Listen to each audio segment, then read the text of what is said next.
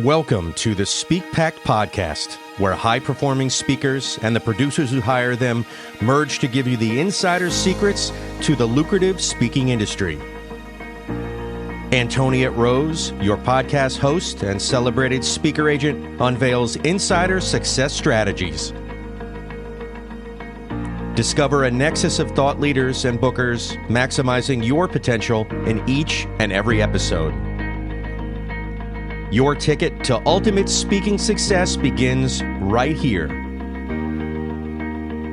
Catch the transformative insights waiting for you on the SPEAKPact podcast, hosted by the industry powerhouse herself, Antoniette Roze. Welcome back to the SPEAKPact podcast. We are happy that you're here with us today. I am Antoniette Roze, your host, and today I'm joined by Chantal Thomas. She is an author, a tech expert, a marketing expert, and an inclusion expert, and she's taken her passions for these different areas, especially in the area of inclusion, and she's carved out a speaking career for herself. All right, so Chantal, welcome to the live stage. Yes, it's live. Thank you, Antoniette. I appreciate it. All right. Well, we're going to dive into your journey. First of all, how did you go from having a passion to landing that very first stage? What were your steps? I gotta say, a lot of times in my life, I have been pushed into my purpose.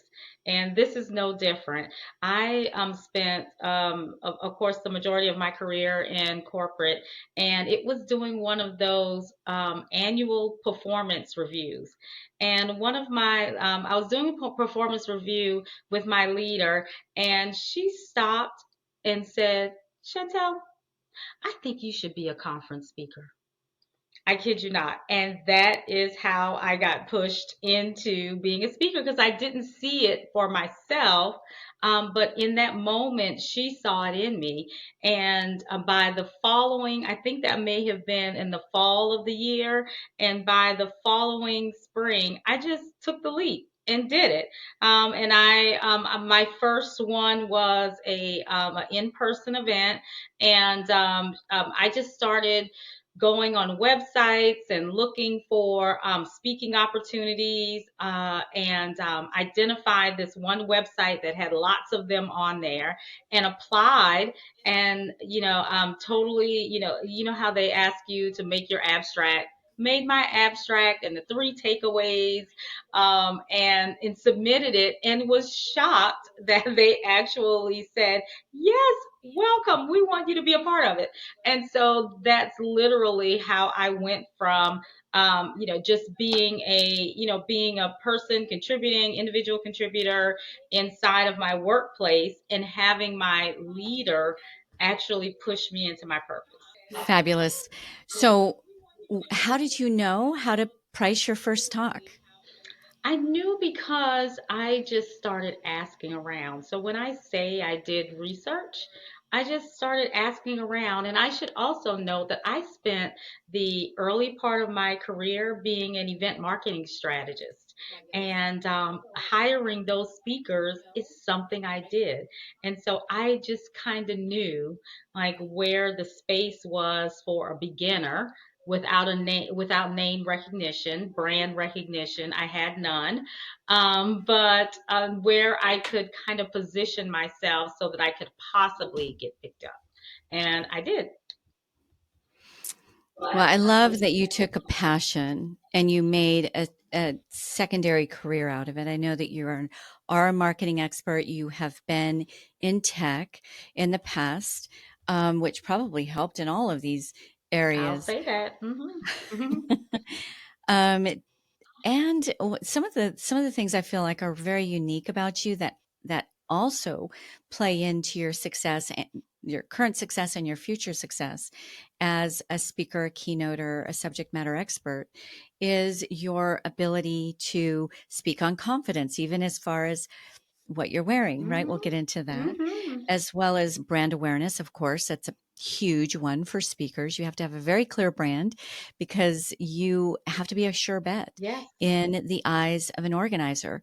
And if they believe, if that decision maker believes that you are kind of a jack of all trades, that's not very comforting to them, right? They need the expert on the stage. Often their jobs rely on it. Yes.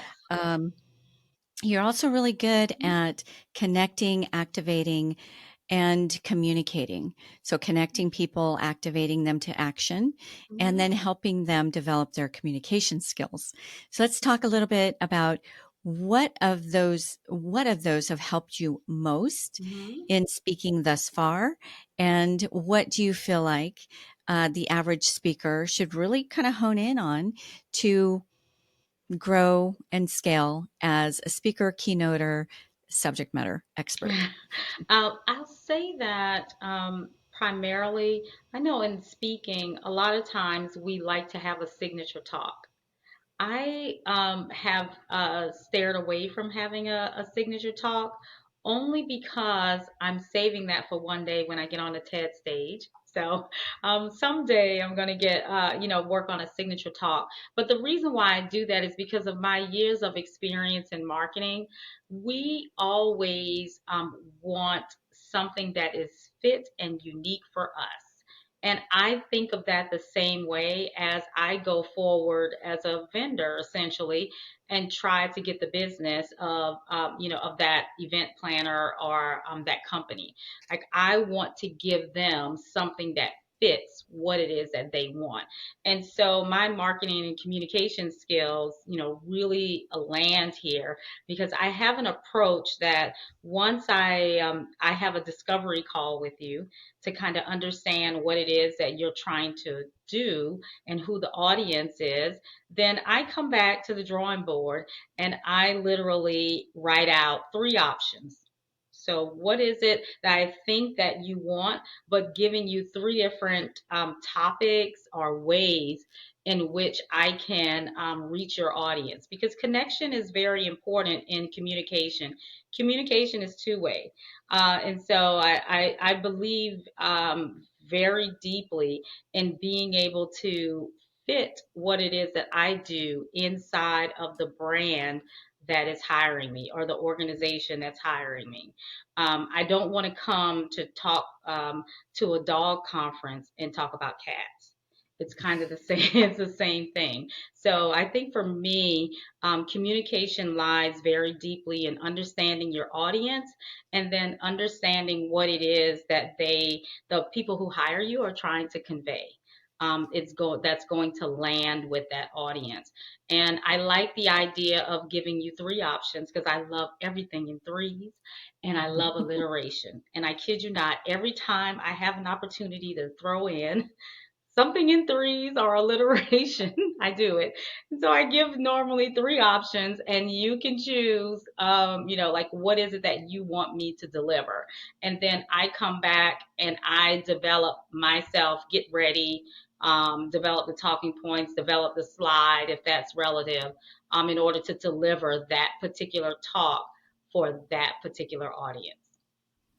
Well, you really touched on something that I think we overlook a lot, and that is how the brain comprehends, right? Yes. How we receive information and how we retain That's it. right. So there's something huge to be said about how you make your audience feel. Do they feel heard? Do they Hmm. feel seen? I know this is these I'm borrowing your lines. How they feel seen, how they feel heard, how they feel valued. Hmm. If you have done your research and you understand who you're speaking with and they feel like maybe you got into their diary, they they know you cared enough to do your homework there. So huge, that's huge. Yes. You need that. But then Hmm. also the iterations Hmm. of threes or we Hmm. retain That's right. in patterns. Yes. That's just how our brain Hmm. can hold on to information. Hmm. So by practicing that as a speaker, oftentimes you can get right off the stage and ask, so what were your key takeaways? Somebody might grab a thing or two, but a lot of times they just know you made them feel good. Hmm. They can't really recite back some of the things that they actually gleaned so that they can go and put it in practice. But if you are an action oriented speaker, you really want transformation, Mm-hmm. grasping on to the power of That's patterns exactly right. is actually very, very powerful Mm-hmm. because that's tangible. They can remember the the difference you made in their own journey Mm-hmm. and actually put it into practice. So That's right. I love that you bring that Mm-hmm. into that. Yeah, our Probably brains are came from your wired. tech background because it's all about that. Yep, our brains are wired like that. We do remember in threes. So yeah. Mm-hmm. And then the area of confidence. Mm-hmm. So when you talk about being a confident woman who's maybe not the same color as everybody, or maybe you're a woman speaking to a room full of men, none of that should really matter, right? It's your experience, what you Mm-hmm. bring to the table. Um, that's really your value Mm-hmm. to that room. So I know that you go as far as how you Yes. dress in a way that's going to relate to that particular room of people. What are some of the other tell I would like to dive into that a little bit, but then also what are some of the other ways that it doesn't matter if you're, a tall white man in a three-piece suit or a short brown or browner Mm-hmm. woman in a dress, right? Whatever. It's all about the value Mm-hmm. that you bring to. Let's talk about that a little bit. The Yeah, confidence of I women. think we are naturally, as humans, we are all the time making judgments, and it's the quick judgment that it comes from, our Neanderthal history. We are making quick judgments all the time, and about who we are and what we represent. It's kind of like when you're in the hospital, if you see somebody walk by and they're in a white coat, you automatically think, oh, that's the doctor, I can trust what they say. It's Mhm. kind of the same thing. So our what we're wearing also says something before we actually open our mouths. And I like leveraging the idea of I know what I'm talking about. I'm an expert, and I start first by what it is that I'm wearing. So I just so happen to love clothes. My mom says I always have. I have been directing her since I've been two about what it is I want to wear and how I want it to look. So I really get into the idea of what you wear is saying something too. It's saying something to others, but for myself, it's making me feel more confident. So it's the difference between me running out in a pair of sneakers and a jogging suit versus I feel a little taller when I have my heels on. I feel a little stronger when I have something buttoned up or something feeling crisp, and that's all of us. So your clothes have an opportunity when you walk out on the stage to tell a bit of your story that's going to then come from what it is that you say once you get out there and convince them that convince the people who hired you that they hired the right person to bring the message, but then also make some type of impact on those that are listening. And I think you use one of my favorite words already is connecting. I'm so big on connecting. I pay attention to my audience. I am looking to see if they're wrapped in what I'm saying or if they're looking at their phones. It's like I've already lost them. So I need to bring them back. And so as I think about what it is that I share with people on stage, I am constantly looking for ways that in what I'm delivering that I'm doing it in an engaging fashion, but then also to allow them to engage with me. if it's something as simple as, here's this QR code up here, scan it, let's answer this question, right? It might be that simple, or it might be, like, who was the first person you saw when you walked in? Do that you actually remember? So, like, it's tactics in order to ensure that your audience stays engaged. Because if I've been hired, to some degree, I'm going to be delivering content that's relevant. So we've already checked that box before I Yeah. walk on stage. But then the engagement is me that I am doing, live right there. This is I think, a really important point. How often as a speaker do we actually ask how the room is likely to be dressed, right? Are they all going to be in business suits? Mm-hmm. Are they all, is it a conference at a beach? They're all going to be in their sandals and shorts. Yes. If so, you don't really want to walk out there with an evening gown. My rule of thumb is you ask the organizer how the room is likely going to be dressed, Mm-hmm. and you dress one step above, not 5 steps above, definitely not below, right? If they say business casual, you do business a step above. Yes. If they say they're going to be in evening gowns because it's a senior level management dinner that Mm-hmm. you'll be speaking at, wear an evening gown, Yeah. right? Yes. So what are your insights on that? I agree with you wholly. I've never netted it to be one step above, but you're exactly right. I that part, as well as I love solid colors. I want a solid color today. I love Hmm. I love solid colors because I almost feel like I am not detracting you. Because if I, have on flowers or something like that, that could be for myself.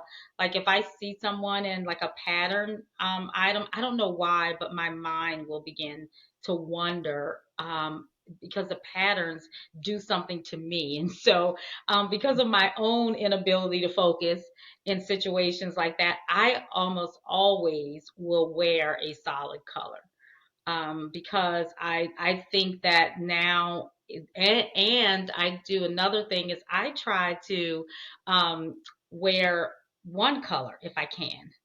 Mm. So not always, but I try, because it's that thing that the eye is doing, Hmm. to just help the focus. And so, if in fact I can, and it's possible, like, I'll try to wear, look monochromatic, essentially.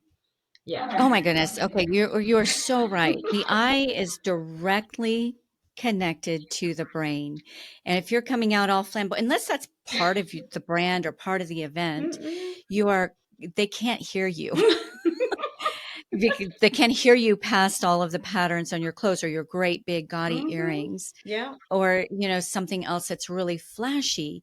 If that's your goal, that's one thing. Mhm. And I think the setting is a big deal as I well. agree. What kind of conference is it? Or are you going into a corporation? You're going to be speaking Mhm. to a bunch of professional people, and you come in all kind of flamboyant and trying to, Mhm. self-expressive. Self-expression is important, but it can also be a trigger Mhm. that is telling the audience, I am more important. How I express myself is more important than my message. Mhm. Yeah. And you basically communicate that without communicating it.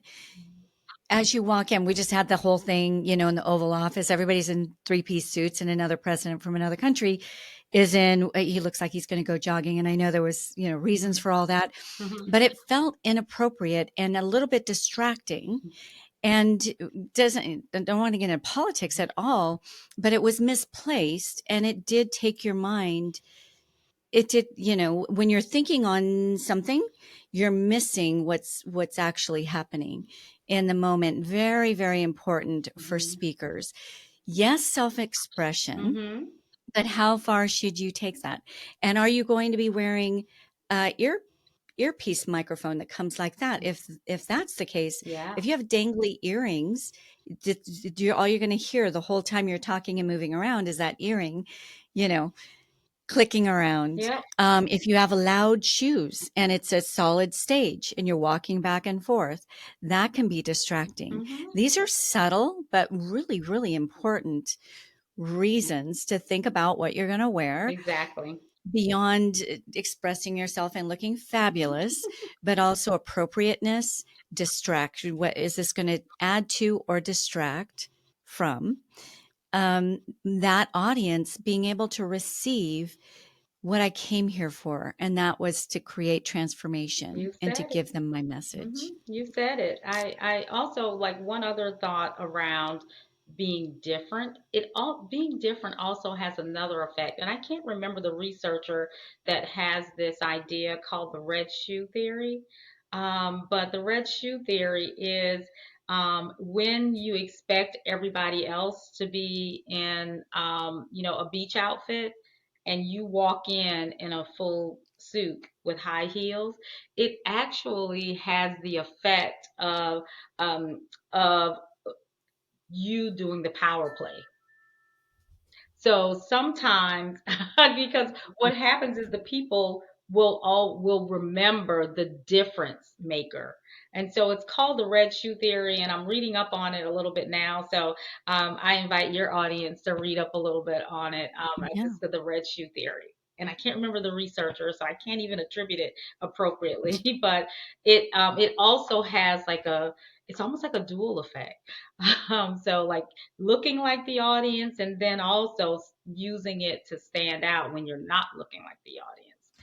So Right. yeah, So there's that fine line, it's a right? You fine want to be a line. step above Mm-hmm. so that because you are the person in authority at Yeah. that time at least. Mm-hmm. So you need to look like you are somebody who they can I think that the mental trigger is I'm here Mm-hmm. and I'm in front of this speaker so I can get to the next level of where I want to be. Yes. Well, if you look like you're in that next level, then you're the person, right? But if you're so far removed Mm-hmm. from where I am, I lose the belief that you're really going to have much that's going to be of value because you're at that point I can't there has to be relatability Mm-hmm. as well. I Yeah. agree. I agree. Because we're trying to connect. That's it. Your point about monochromatic, like one solid clothing, especially for smaller women like you and me, I think it gives the illusion of being taller. Mm, that's right. And You let the cat out the bag. Oh my goodness. That's it. That's exactly true. That we actually extend ourselves by, like if we are in a single color or as much as our I should say this, my mom was a seamstress, and so as much as she was bothered probably by the fact that I was telling her at 2, 3, 4, 5 like how I want my clothes done, she actually leaned into it greatly because like there are things that we can all do because I am short. I don't wear pants that are bell bottomed kind of pants. I don't wear them because they actually make me look shorter. And so to bring yeah, myself up off the ground a little bit more, almost I have a tailor that tailors almost all of my pants to make myself look taller. great point. Yeah. Yeah, and in the reverse, if you are abnormally tall, Mhm. then wear those bell bottoms. Yeah. Just bring yourself to a relatable Mhm. level, just a step or two Mhm. above Yeah, that. I think it's all Love, kind of love, tricks love. that we can all do. And then it goes back to your brand. Mhm. It speaks to your professionalism, your brand. You have respect for the room. You've done your homework. Mhm. It's almost like a symphony of these little cues Mhm. that we're giving that I audience when love we that, step onto that Antoniette. I stage. love it. Okay, symphony. You were saying all the words. Yes, yes. I'm with that one. Yes. Where do you draw the line between self-expression and dressing professionally? Because we all want to, we want to Hmm. stand out a little bit. Yeah. So where do you draw that line? I don't call it necessarily drawing a line. I'll call it what do I lean into to express myself. And almost all of my friends will probably likely tell you that the thing that I wear all the time is jewelry. So I try to have some unique piece of jewelry on, and that is me expressing myself. So I might have on a suit or dress like everyone else in the room, but like I could likely have on a beautiful statement ring or something like that. So it's less of it's more of honoring the place that I am. But then the thing that I love is I love jewelry. I love it. Costume jewelry. I haven't graduated yet to, diamonds and pearls and stuff. But yeah, That's coming. I That's haven't coming. graduated yet to that. But I do love costume jewelry. And people who know me and see me a lot almost always comment on that. And so the fact that it is a signature part of my brand, I know people are picking up on it because people often say that about me. And that's an indication of your brand, is that people are saying back to you what they believe about you. And so often people say back to me all the time, about what it is that I have on, or what jewelry piece, that I might have on. So that part that I'm doing to distinguish myself and to align with my brand, I know it works because people will say it back to me. You're right. Yeah. Yeah. If your brand is that you are you're shock and awe, like if they know that walking in there, and I think that works better on a stage Mm-hmm. versus in like a conference room. Um, you have more room, I think, because on stages it's more of edutainment. You can't go real deep. There's a lot of other things going on. There's probably vendors, the next speaker's coming up, Mm-hmm. that kind of thing. When you're in a conference room, and if you come in with, a bunch of gaudy jewelry, I think you're becoming distracting versus accentuating. Mm-hmm. Um, Whereas when you have that big stage and there's a big audience, there's a lot going on, you can get a little bit more fun Mm-hmm. that way. Yeah. But it's a consideration that's very important. Mm-hmm. So we're talking mainly in the area of women, but I've seen it for men too. Mm-hmm. One of our speakers along the way was all about purple, and everybody knew it. And he was all about purple, and he would have these nice, shiny kind of purple jackets and purple pants, Mm-hmm. purple shoes, and it was distracting. But you knew he was a well known enough speaker. You knew that going in. Another one is Eric Qualman. He Mm-hmm. wasn't one of my speakers, but we're associated, and he always wears lime green glasses to the point where everybody in the audience gets a pair of lime green I love that. glasses I love because it's that. part of his brand. Yeah. There was another speaker who he always wears a very slick fedora hat. It's Mm-hmm. just part of his brand. So if you've really built that in, Mm-hmm. and it communicates with your audience, and it's something they expect. If Eric doesn't come onto the stage without his lime green glasses, people are going to say, what happened? Did you lose your glasses? Right. It's expected. That's really Mm-hmm. different than, Mm-hmm. coming in with a very flowery patterned outfit, maybe, and trying to get your message across, trying to be taken seriously Mm-hmm. as an authority. Consider it. Mm-hmm. Every speaker needs to take what they wear, what their body language is saying, right? Mm-hmm. How they're expressing themselves, how they're utilizing this tool called our voice. Mm-hmm. All of those things put together equal how much you're going to be received, taken seriously, and how much of your message is going to be able to be received when you deliver it. Yep. You just did it. You just did a TED Talk. Antoniette, you did. But there was I someone think I came I think across. so. I think I can't put so. my can't put my finger on who or where I heard this, but um, it might have been in a panel discussion, and they actually had asked a woman to take her glasses off or her earrings off because it was virtual, Mm-hmm. but the earrings Uh-huh. were all that you saw on the whole panel.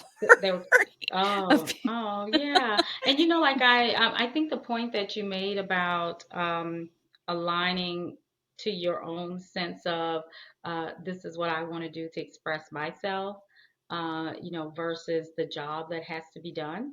I think they probably shouldn't conflict. And so it really comes down to that, because I lean into the idea of using our voice, but what we look like all of those things in order to draw our audience in. And based upon who our audience is and what they know about us, like those things are the things that help us shape how it is that we show up. Mm, But how I do not believe that how we show up can ever conflict with our job. Like what it is that I want to use this moment in time to convey, because you said another word about transformation.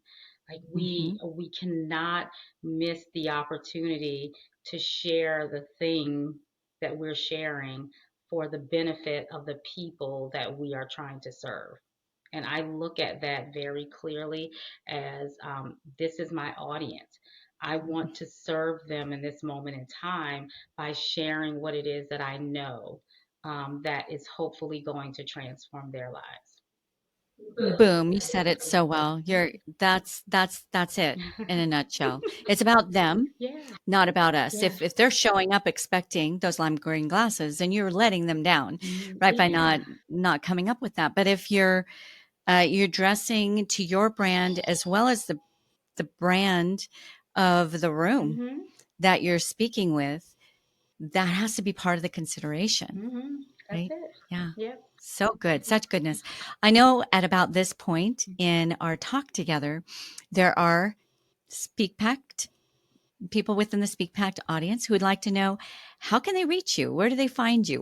Where are your favorite places to be found? I I love to be found at my own website, which is my name. So hopefully it's a wonderful spelling that I always make fun of my mom and tell her she failed phonics.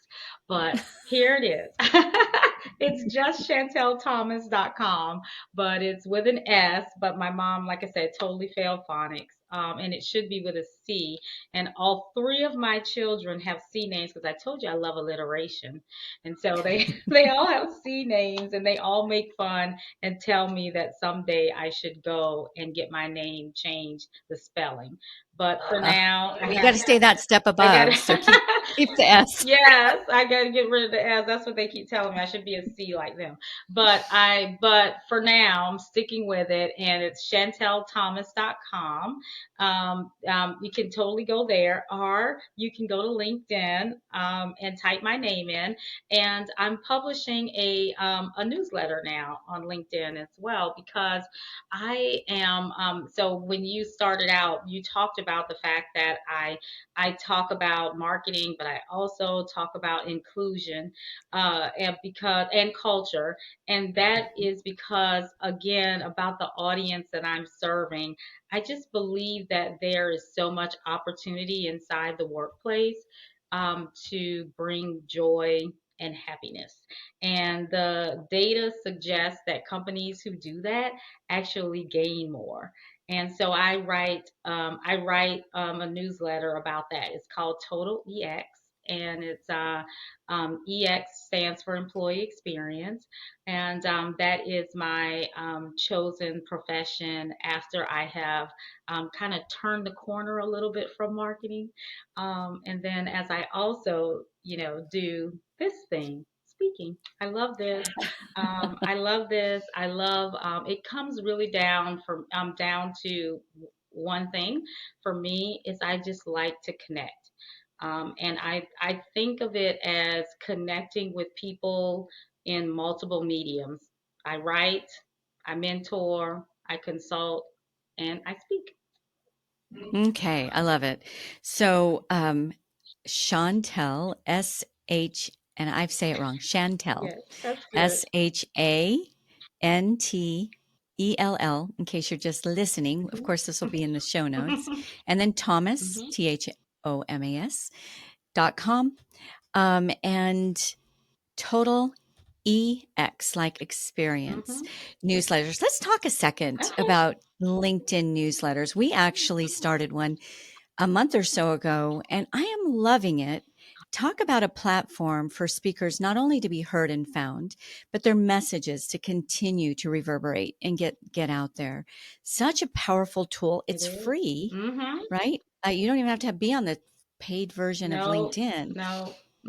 If Yes. you're already out there, you're sending emails or you're doing posts, convert those. We have AI now, right? Yeah. Convert your ideas into an article for LinkedIn. And it's one more layer of getting your message out there and another way for you to be found. So, hmm how long is yours? When did you start yours? I only started mine 3 weeks ago.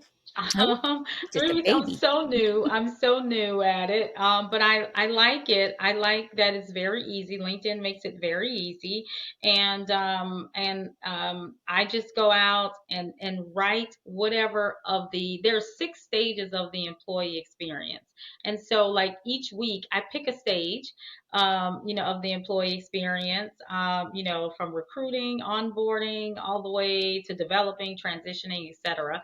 And each week, I just write something about it, because my call to action always, is that I just want it to be better for people because, we spend 40% of our lives working. It's a lot. It's a lot. And I'm just moved to, make that experience better in the ways that I have access to doing. And so everybody who works is on LinkedIn. And those of those who are looking for work are on LinkedIn. So all of that.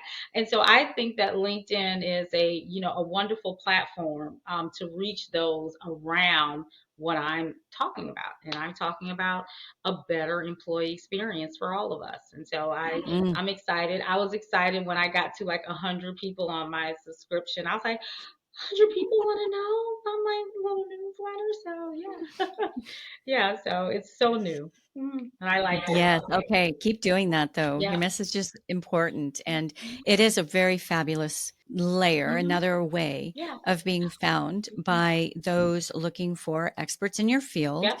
and getting you more knocks on your door to come and speak, present, do a workshop, hmm all those things that speakers love to be hmm approached Yes, about. that's exactly it.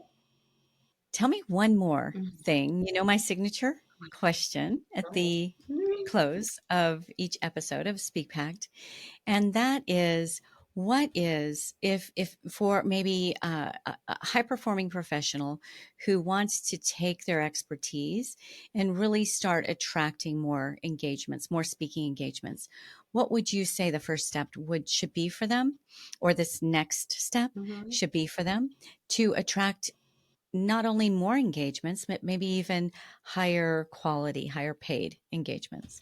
I think you have to be real with yourself, and because when you stand on any stage, you're going to be sussed out when you are not being authentic.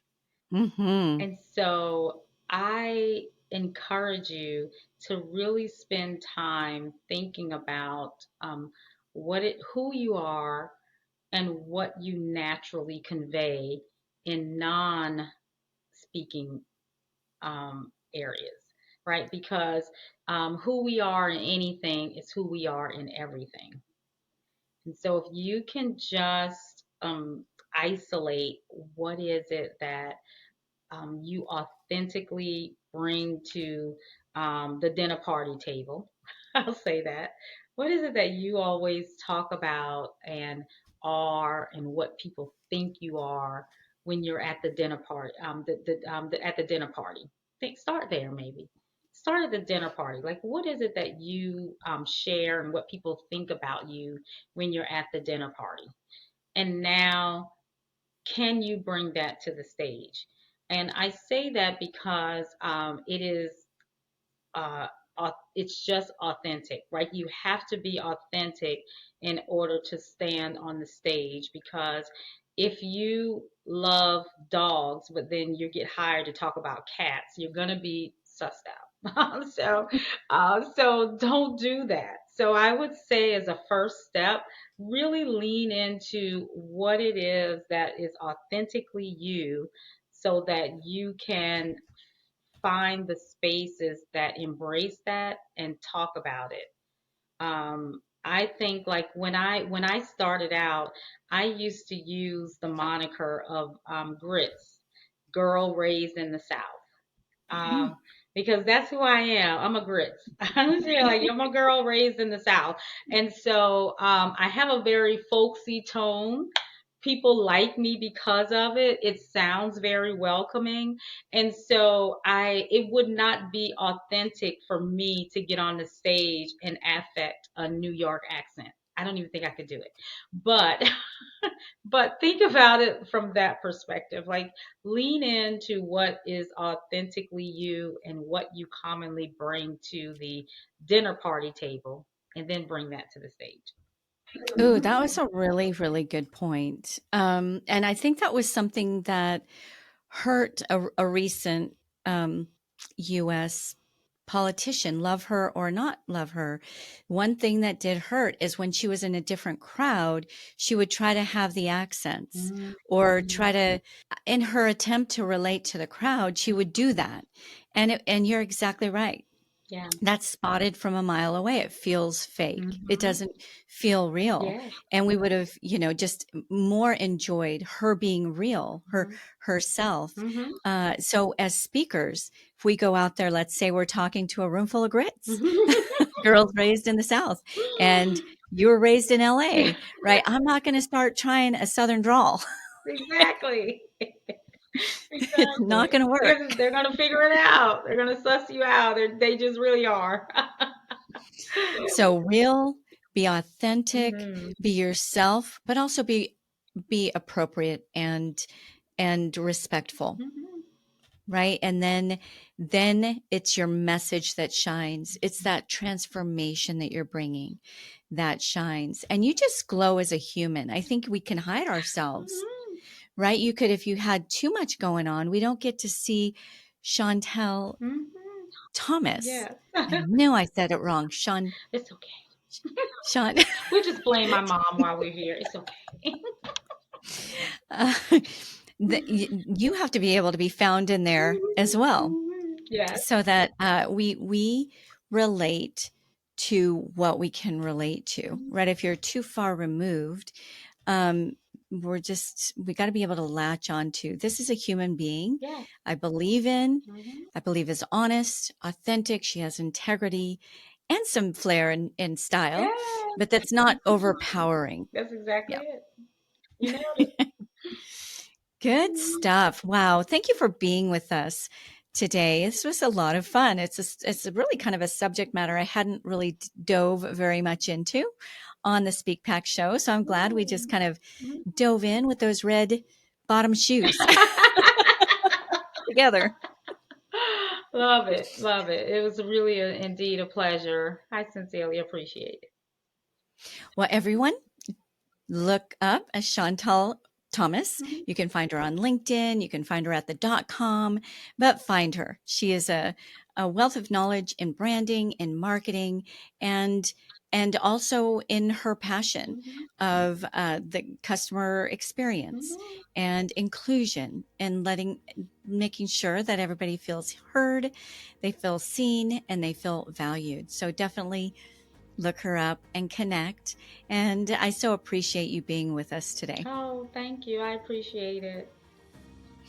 All right. And for the Speak Pact audience, give Chantal and me some flowers for sharing our wisdom with you today by just giving a like, sharing, posting it forward.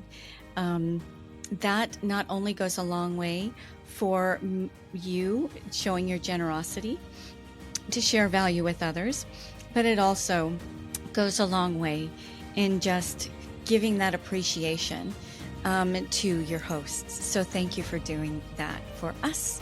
And in the meantime, we'll say ciao, ciao for now. Ciao, ciao for now. Okay. Thank you for listening to the SpeakPact podcast. To become a recommended speaker of Antoniette's WPC speaker agency, or you are a host or planner looking for a dynamic expert in optimized performance, Antoniette would like to personally meet with you. Secure a time with her at speakerbooker.com. Again, that is speakerbooker.com. It all begins with a vision, a voice, and a pact to impact. Join the SpeakPact movement by joining our new private Facebook group at the link in our show notes. Find us on nearly every social media platform at One Antoniette. That's number 1, ANTONIETTE, or simply hashtag SpeakPact.